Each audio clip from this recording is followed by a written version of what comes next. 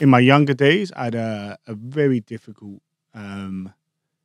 challenging upbringing in some ways, and had a lot of experiences. I went from being in the scholarship set at a very elite school, put into Mensa at 11. What's Mensa? It's like a high IQ society. Oh wow! Okay. I didn't know about it. I did I'd never stood out because we didn't have SATs when I was at school, so I'd never been tested. I just was coasting along, happy with my Legos and that, writing poems and to be honest, chasing girls at junior school. Right, that was my thing. Yeah.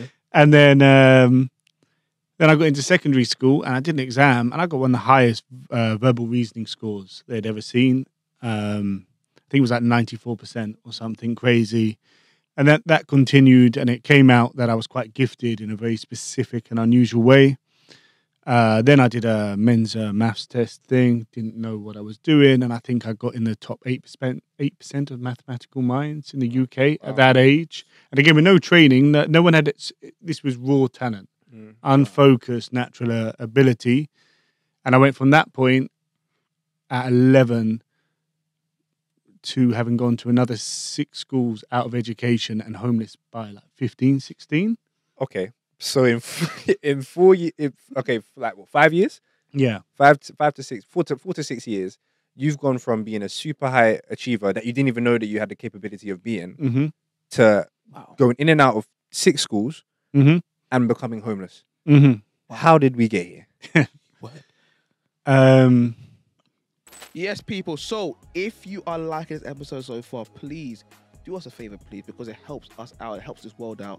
Leave a like, leave a comment. If you're on audio, put the 5 stars there. Trust me, we're on a mission right now. Please just help us grow. Help us help you. So please do that. Have an amazing day and enjoy the episode. Let's go.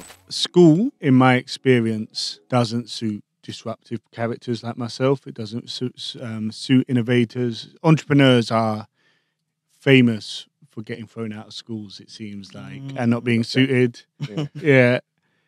School in a large way is about conformity. It's about teaching conformist ideology and thoughts, and that's not a bad thing. It's also about growth and learning. I'm not going to get into attacking the education system. I think education is vitally important, but it does astound me as someone who now educates himself, develops all the time, who loves learning, that I had such a bad time in education. Wow. Interesting, isn't it? Yeah. The fact that I wasn't conventional basically meant they couldn't put me in a box. When you can't put me in a box, and they'd be like, show me you're working out on the maths. I'm like, there is no working out. Like, I worked out that sum 7 years ago. Wow. And I just remember it now. I don't need to work it out. I know that. Move on.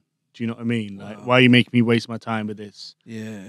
And that was the kind of thing. And obviously other factors in my life at that age, around my home life and other things affected my ability to do homework and attend. And also a lot of, when something like that suddenly announced to you from nowhere, it creates a lot of pressure.